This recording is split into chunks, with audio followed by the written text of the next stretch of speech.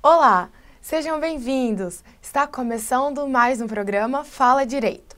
Hoje trataremos de um assunto muito interessante e que tem sido discutido inúmeras vezes por todo o Brasil. Nós vamos falar sobre Constituição e jurisdição. E quem vem conversar conosco é o juiz e professor Abelar Pereira Filho. Tudo bom, professor? Tudo ótimo, muito obrigado pelo convite. O professor Abelar é juiz de direito no Paraná desde 2002, atua na 6ª Vara Civil de Londrina, ele é mestre em Direito Negocial, Processo Civil pela UEL, professor de graduação e pós-graduação em instituições de ensino paranaense, dentre elas Escola da Magistratura do Paraná e Faculdades Maringá. E para começarmos, o que o professor tem a dizer sobre a carreira jurídica no olhar da política? E qual é a influência da política na sua profissão, professor?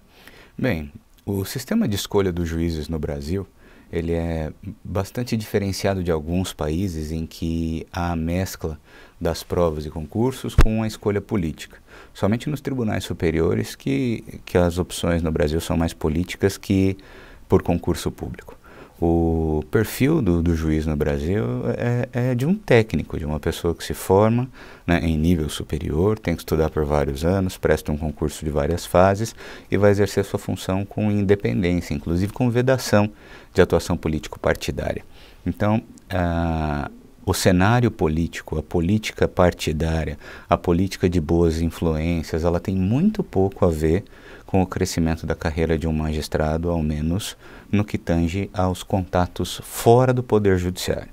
Isso, se de certa forma traz um distanciamento do juiz, agente político que atua na função de julgar dos demais políticos escolhidos pelo voto do povo, de certa forma traz mais técnica e traz mais independência para que os juízes possam julgar as questões com muito menos contato que pode se figurar pernicioso entre os membros de cargo eletivo e dos juízes. Esse é o distanciamento que alguns não entendem e que alguns consideram necessário para a independência da jurisdição brasileira. O senhor acredita que no Brasil o direito atende às expectativas da população por justiça? E poderia nos dar um conceito de justiça, professor? Bem, vamos lá. O conceito de justiça, ele é bastante complexo do ponto de vista da filosofia, mas bastante simples do ponto de vista do atendimento da necessidade humana. De Ulpiano, né, desde a antiguidade do direito, a John Rawls, nós temos vários conceitos de justiça, mas eu ainda prefiro ficar com o conceito de Ulpiano, que é dar a cada um o que é seu na medida dos seus direitos.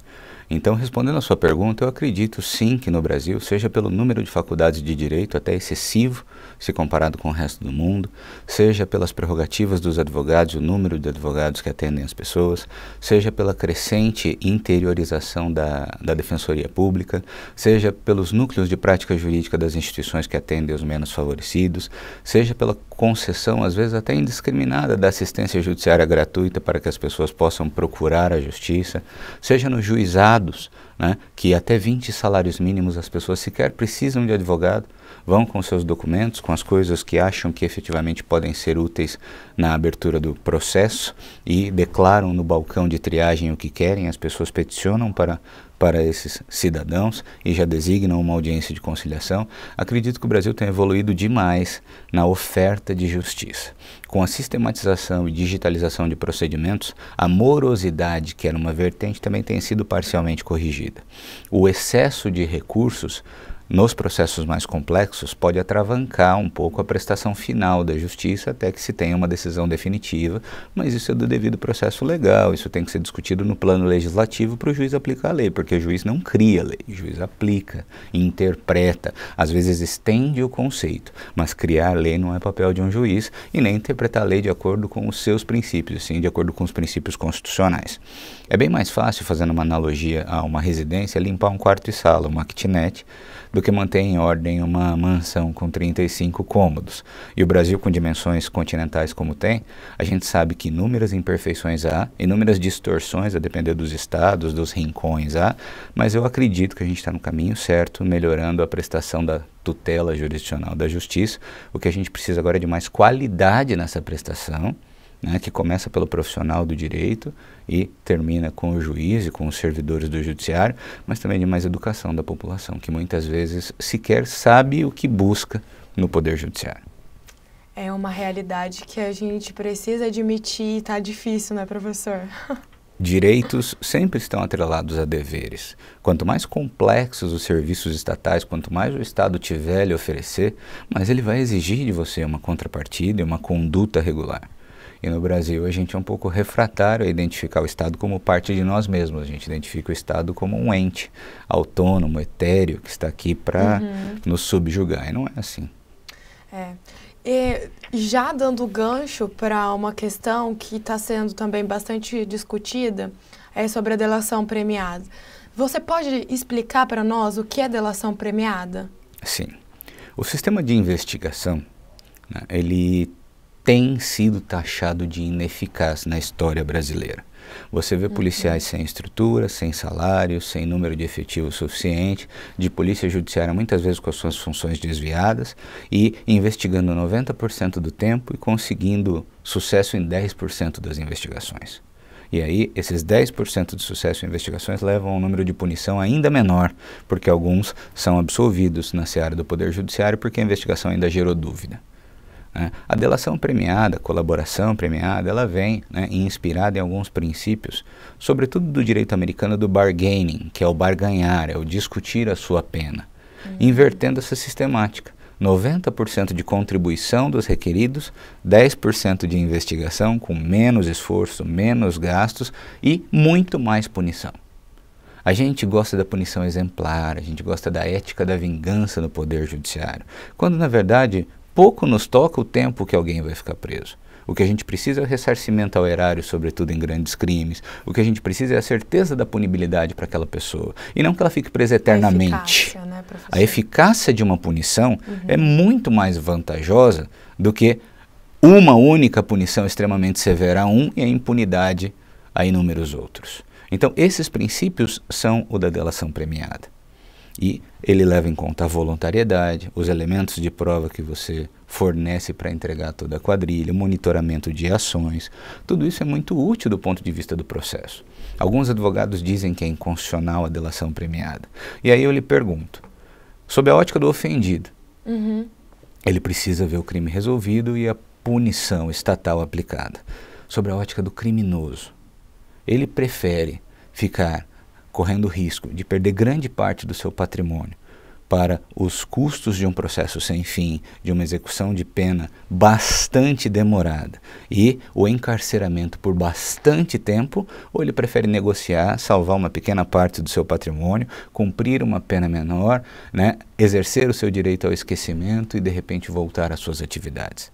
Se a gente perguntar tanto para o ofendido quanto para o criminoso ou ofensor, dirão eles que, não havendo solução para a absolvição, é muito mais fácil, é muito mais justo para eles negociar uma pena menor para que eles paguem o que devem a título de punibilidade estatal e retomem suas vidas.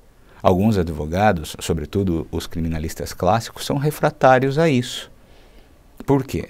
Né? As razões eu desconheço. Quero crer que não seja o fato de ter um cliente na mão por anos ou décadas consumindo o patrimônio dele em defesas muitas vezes ineficazes e pro forma. Quero crer que os novos criminalistas já atentaram aos olhos da colaboração premiada, né? Já começaram a perceber a importância desse instituto para que um dia ela seja aplicada até mesmo no tráfico contumaz de pequenas vielas e não somente em grandes crimes. Eu acredito que ela é constitucional e que ela é a modernidade do direito criminal, para evitar a falência desse sistema. E que vem realmente fazer com que as pessoas cumpram a pena e que essa pena seja de uma forma que eles se interem que ele fez algo de errado. Porque quem está lá no poder não deveria nem infringir alguma norma constitucional, né? O comportamento de um humano que assume uma função pública em nome e no interesse de outras pessoas tem princípios que exorbitam a sua liberdade. A própria Constituição, no artigo 37, já traz que são princípios aplicáveis a toda a administração pública. Legalidade, impessoalidade, moralidade, publicidade e eficiência.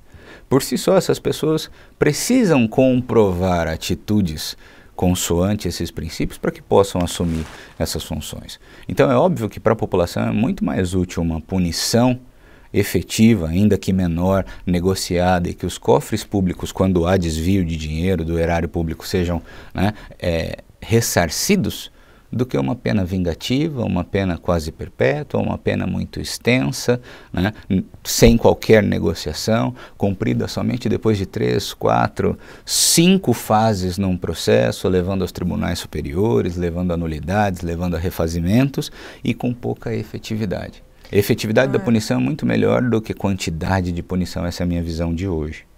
E um assunto que tá sendo muito discutido é aquela gravação externa feita do Temer. Isso é inconstitucional, professor? Bem, vamos lá. A Constituição garante o sigilo de toda e qualquer interceptação, telefônica, telemática, de dados, mas nenhum direito constitucional é absoluto. Quando houver a necessidade de violar algum direito de forma justificada e nos termos da lei, é possível algumas gravações. Gravações telefônicas autorizadas pela Justiça, que se submetem a um prazo, encerrado aquele prazo, a um pedido de renovação, se houver justificativa para a continuidade daquelas investigações e continuidade das investigações, das gravações, dos monitoramentos é perfeitamente possível. No caso das pretensas gravações do presidente da República, houve gravação ambiental. Um interlocutor, uma pessoa que foi falar pessoalmente com ele, jornalista, né? Foi com um gravador. Na verdade, o proprietário de uma grande empresa, JBS, uma empresa de proteína animal, talvez a maior do mundo, salvo engano. E essa pessoa era o interlocutor, participava da conversa e acabou gravando eventuais declarações do presidente da República. Para prevenir ilícitos, para proteger a licitude de um procedimento e para garantir a liberdade, para que sirva como meio de defesa às gravações subreptícias, que são aquelas em que um tem conhecimento e o outro não, quando ambientais ou por telefone, são consideradas válidas pela jurisprudência brasileira. Então, ainda que não monitoradas numa investigação pela Polícia Federal, se aquelas gravações não tiverem sido editadas de forma a mudarem o seu conteúdo, se elas não forem consideradas inverídicas, ilícitas elas não são, porque a pessoa gravou uma conversa que ele estava travando com o presidente da República. Essa é a primeira visão que tende a ser declarada nos inquéritos. Quem tinha que tomar cuidado seria o presidente da República. A começar por receber uma pessoa às 11 horas da noite, na residência oficial da Presidência da República, por intermédio de um contato eventual ou pretenso com um deputado e com assuntos estranhos à agenda democrática da condução de uma nação, sendo essa pessoa ainda investigada em alguns inquéritos. Esses cuidados deveriam ser tomados, ele declara em alguns dos seus depoimentos que houve uma certa ingenuidade, mas, repisemos, sequer temos competência para julgar o presidente da República, é o Supremo que vai ter que apurar isso. Um dos maiores problemas hoje do Brasil tem sido nossos representantes. E você é a favor da reforma política?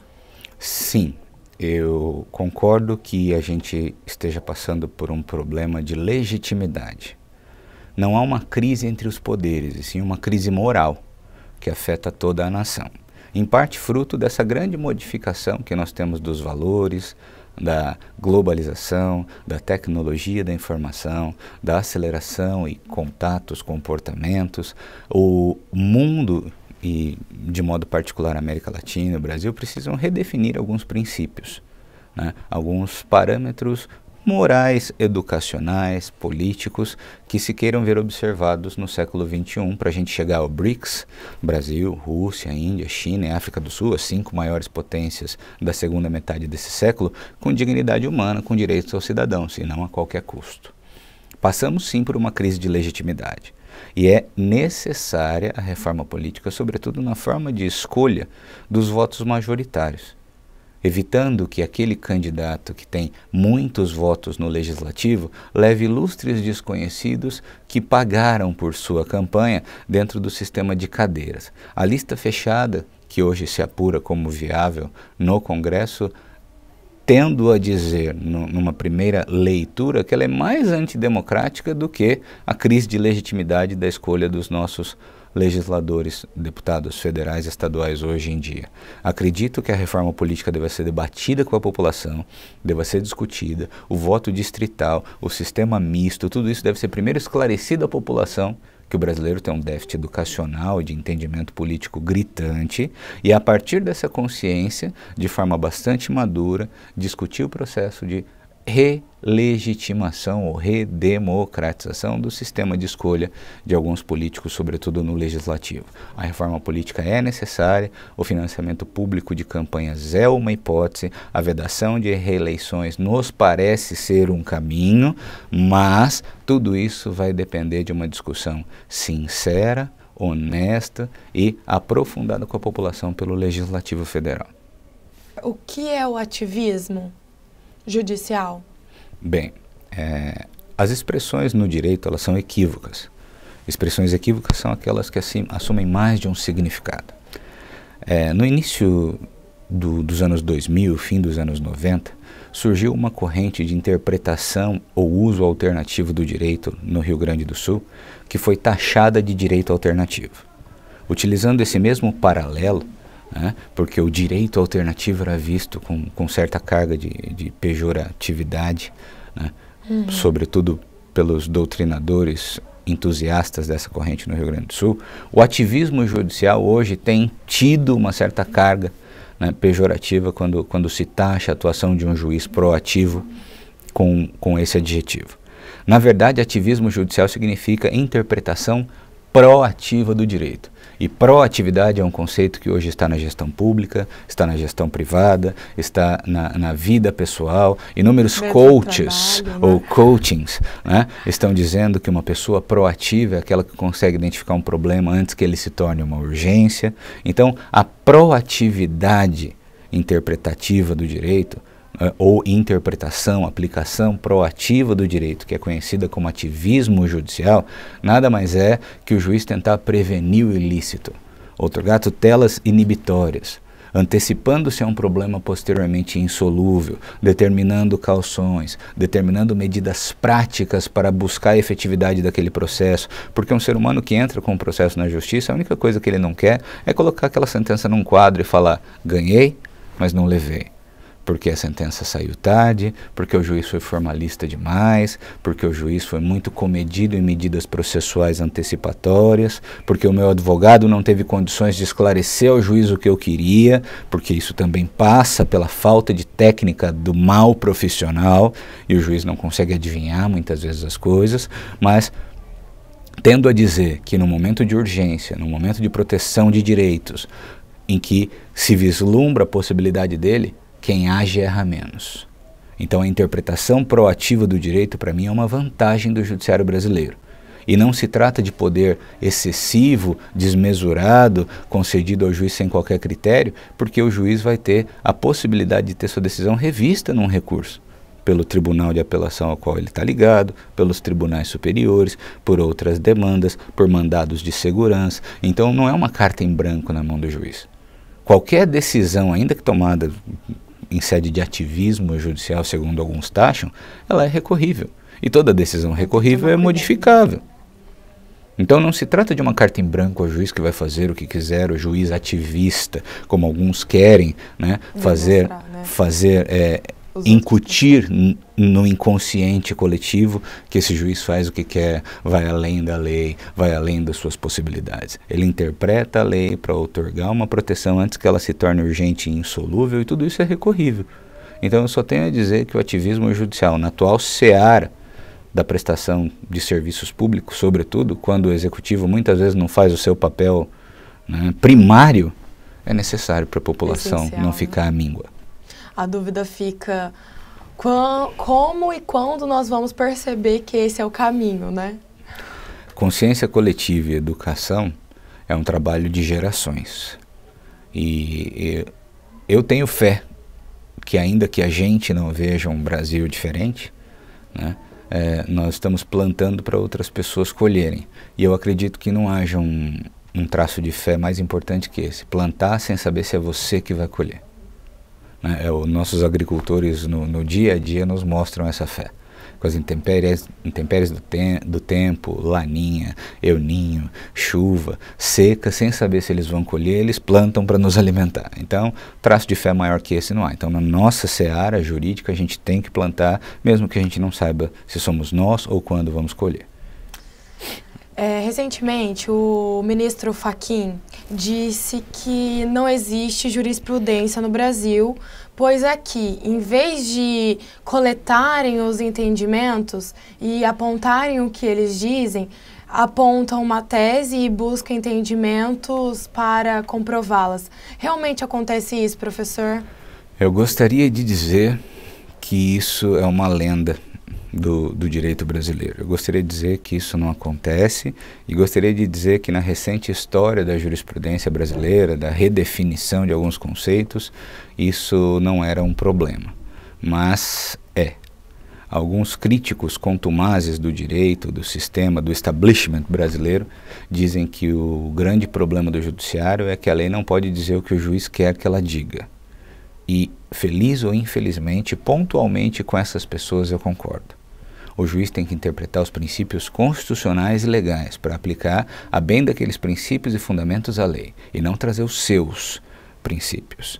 E quando você tem um sistema de códigos, em que a interpretação da lei é aberta ao magistrado, e que a jurisprudência não era vinculante, você permite que os juízes de primeiro grau e de segundo grau interpretem a lei, naqueles casos concretos, de acordo com a sua interpretação das coisas.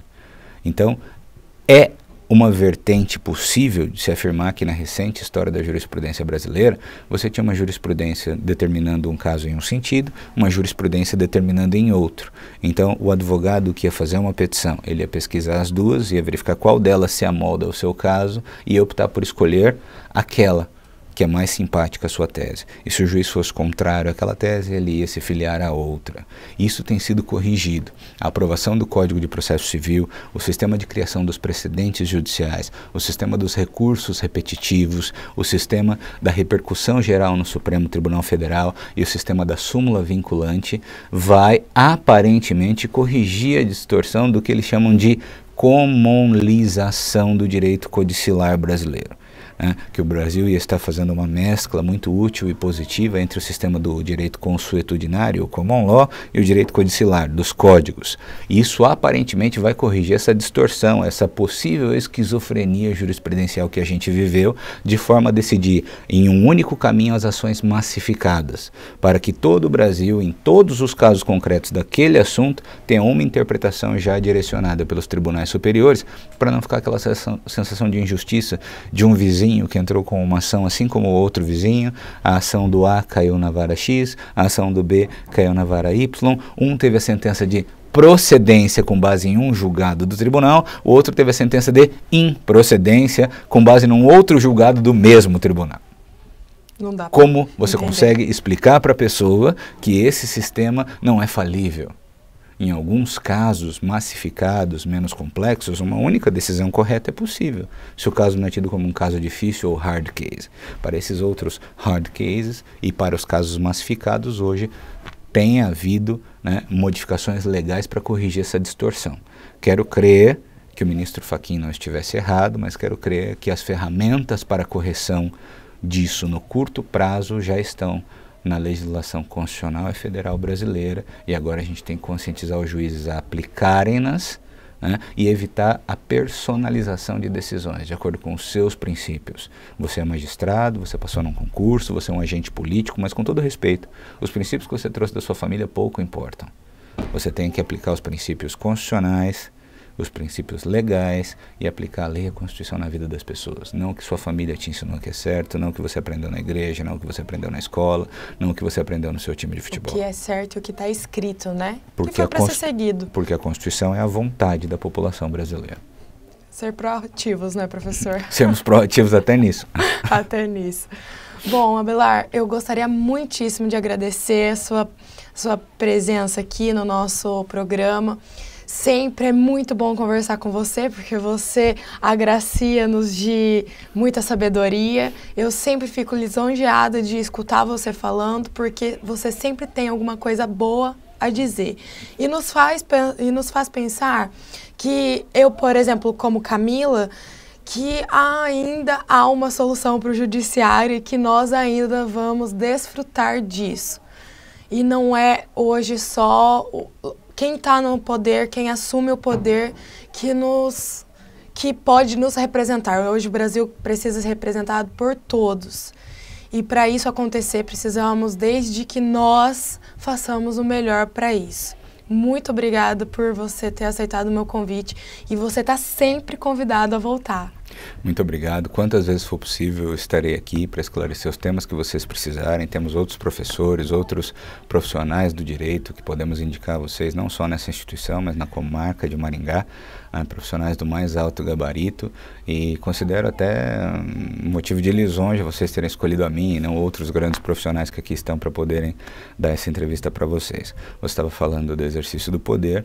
Eu acredito que responsabilidade na vida, responsabilidade pelo que se quer, pelo que se faz, assumir as suas responsabilidades e buscar os caminhos que você almeja, enfrentando as consequências boas ou ruins de tudo isso, são a solução para o país. E para os servidores que exercem cargos públicos, encarar o poder, o cargo como responsabilidade é o melhor dos caminhos. Eu não sei como agradecer a oportunidade, estou à disposição. Obrigado. Nós que agradecemos. Agradeço também o pessoal em casa que sempre está nos acompanhando e está sanando as dúvidas. E também peço que vocês mandem para nós dúvidas ou sugestões de temas para poder sempre nós estarmos levando conteúdo e sanando as dúvidas para vocês. Muito obrigada.